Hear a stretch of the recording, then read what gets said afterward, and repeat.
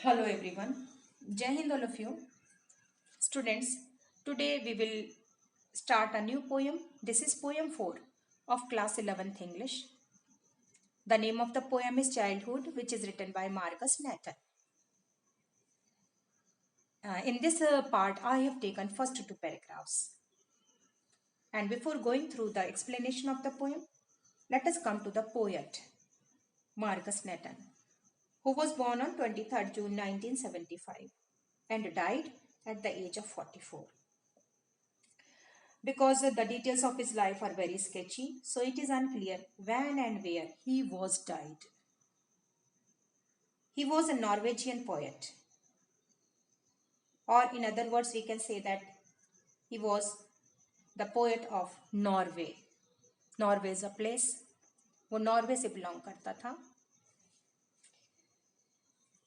Now let us come to the theme of the poem. What is inside the poem?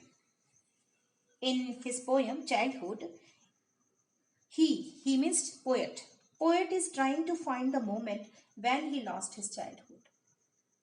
Poet जो है वो कोशिश कर रहा है उन मोमेंट्स को ढूंढने की कि मेरा बचपन कब गया, खो गया उसका बचपन कहीं.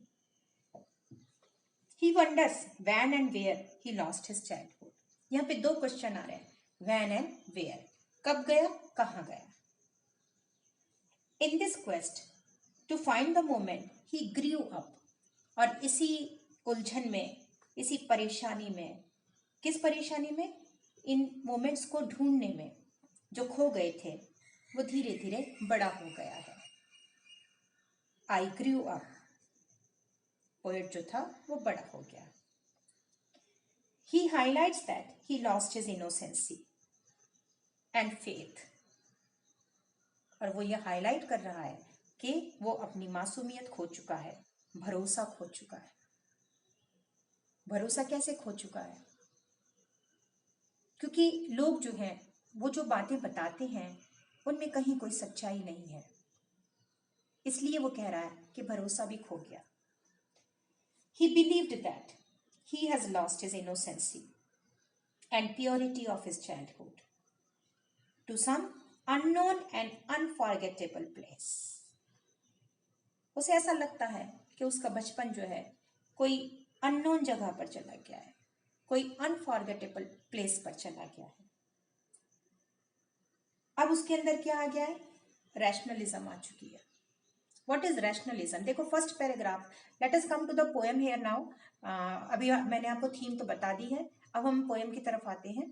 क्योंकि इस जो पैराग्राफ है, पहला paragraph, the poet is talking about rationalism. अब उसे ये पता चल गया है कि अच्छा बुरा क्या होता है, रैशनलिज्म क्या होता है, ये भी मैं आपको बता दूं. क्योंकि जब हम छोटे होते हैं, जैसे इसका मतलब यह है कि जब हम छोटे होते हैं तो जो भी लोग हमें कहते हैं उस पर हम ट्रस्ट कर लेते हैं, भरोसा कर लेते हैं.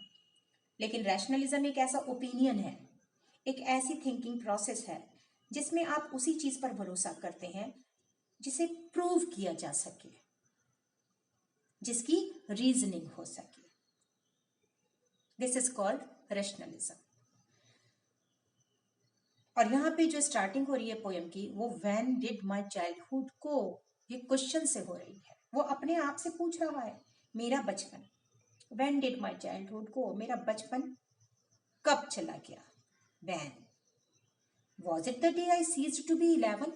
क्या ये वो दिन था जब मैं 11 साल की उम्र को पार कर गया, क्रॉस कर गया.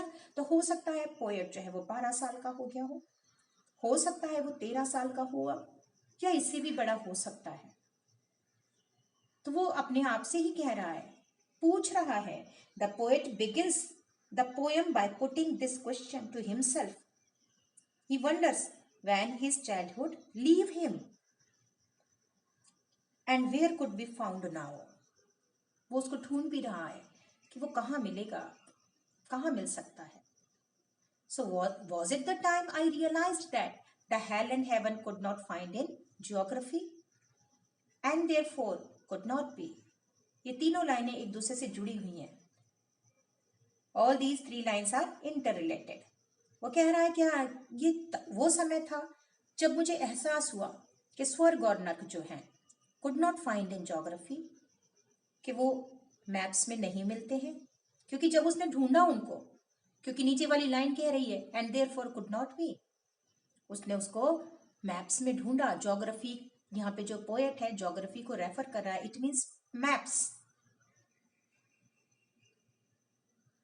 इसलिए वो ये बात कह रहा है। So he wonders it was the day he ceased to be 11, or was it the time he realized that heaven and hell could not be located on the maps he was familiar with, जिससे वो जानता था। बचपन में हमसे जो बात कही जाती है, ये कहा जाता है कि बेटे गलत काम करोगे तो हेल में जाओगे, तो वो ये सोचता था कि ये जो हेल है वो इसी धरती पर कोई जगह है। हेल और हेवन की बात की जाती थी बचपन में, तो उसे लगता था ये इस धरती में है कोई ये जगह। फिर वो कहता है could not find in geography, जब मैं बड़ा हुआ तो मैंने जब इन चीजों को ढूंढा तो मुझे तो कहीं मैप में भी नहीं दिखाई दिया, इसलिए वो ये बात कह रहा है। So he realised that heaven and hell could not be located on the maps he was familiar with, जिसको वो जानता था। कब जानता था? बचपन में, क्योंकि लोग उससे कहते थे। एज ही ग्रोन अप, अब वो क्या हो चुका है, जैसे जैसे वो बड़ा हो रहा था, he realizes that they do not exist in this world, अब उसको एहसास हो रहा था, धीरे धीरे होने लगा था कि ये दोनों चीजें जो हैं वो इस दुनिया में एग्जिस्ट नहीं करती हैं, they are only imaginary places, ये दोनों जगह क्या है? इमेजिनरी है। Was that the day? फिर अपने आप से फिर कहता है क्या ये वही दिन था? तो ये पैराग्राफ जो है वो रैशनलिज्म में आ गया। Come to the next paragraph, ये पैराग्राफ जो है वो हाइपोक्रेसी है। हाइपोक्रेसी का मतलब होता है कि डबल स्टैंडर्ड की बात करना, छल कपट की बात करना, धोखे वाली बातें करना, वो चीज। अब वो उसके बारे में भी कहेगा। When did my childhood go? Again उसने दोबारा से एक क्वेश्चन पुट अप किया अपने लिए, मेरा बचपन कब चला गया? Was it the time I realised that adults were not all they seemed to be? क्या ये वही समय था जब मुझे ये एहसास हो गया कि जो एडल्ट्स होते हैं वो वैसे दिखते नहीं है जैसे वो होते हैं। Adults were not all they seemed to be, कि एडल्ट्स जो हैं वो अंदर से कुछ है, बाहर से कुछ है, लोगों को कुछ कहते हैं, अपने लिए कुछ और है। डबल स्टैंडर्ड की बातें करना। दे talked of love and preached of love, बता रहा है वो कि वो मुझसे कहते थे, लोग एडल्ट्स जो हैं, जब मैं बाहर निकलता था तो लोग मुझसे जो बातें करते थे तो मुझसे कहते थे, मुझसे मुझसे ये कहते थे कि प्यार से रहना चाहिए सबको, लड़ना नहीं चाहिए बेटा, और सच बोला करो और ईमानदार हो रहो।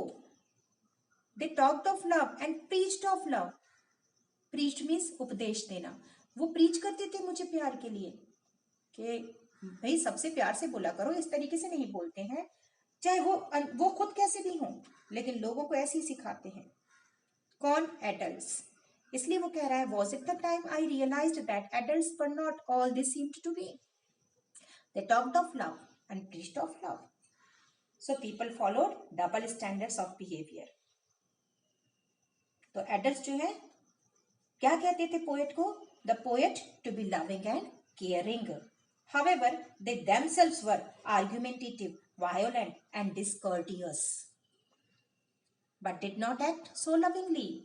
फिर उसने ये बात कही, लेकिन वो खुद ये काम नहीं करते थे, वो एक्ट नहीं करते थे, उनके एक्ट तो अलग ही दिखाई देते थे। लोगों से लड़ना भी है, लोगों से झगड़ना भी है, लोगों मतलब डिसकर्टियस के साथ बात करनी है, ऑनेस्ट नहीं है ये लोग, चोरी भी करते हैं, सब चीज तो है इनके अंदर, लेकिन वो एक्ट ही नहीं करते। वो जो हम मुझसे कहते थे ना उस तरीके के वो एक्ट नहीं करते थे उतने प्यार से। Was that the day? तो ये चीजें वो अपने आप में कहता चला जा रहा है कि मेरा बचपन जो था वो कहाँ चलता चला गया, देखो मुझे पता भी नहीं चला। मुझे लोगों ने न जाने क्या क्या कहा कि हेल हेवन है, मुझसे प्यार भरी, ये भी कहा कि प्यार से बोला करो, लड़ो मत, ईमानदार रहो, कर्टियस रहो, चाहे वो खुद कितने भी डिसकर्टियस हो, कितने ही आर्ग्यूमेंटेटिव हो। तो अब इस चीज का एहसास उसको अब हो रहा है धीरे धीरे, क्योंकि अब वो बड़ा हो चुका है। In the next lecture we will go through the detailed explanation of next two paragraphs of the poem. I hope you understood this poem. Now, the difficult words I have underlined here. Seized. Seized means crossed. Preached. Preached means किसी को उपदेश देना, किसी को अच्छी बातें बोलना, बताना. That is preached. Geography. Geography means maps. Thank you all of you.